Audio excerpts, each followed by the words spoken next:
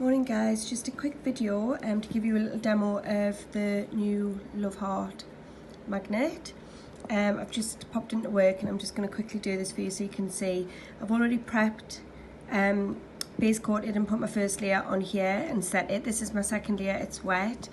So all I'm going to do now is hold the magnet over. You do have to be patient with this, it's nowhere near as strong as the first.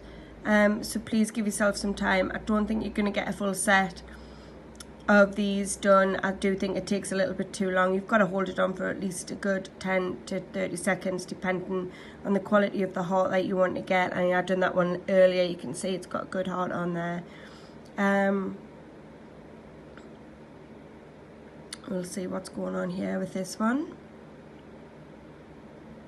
Please excuse the state of my nails. I am going to do them today. Birthday nails.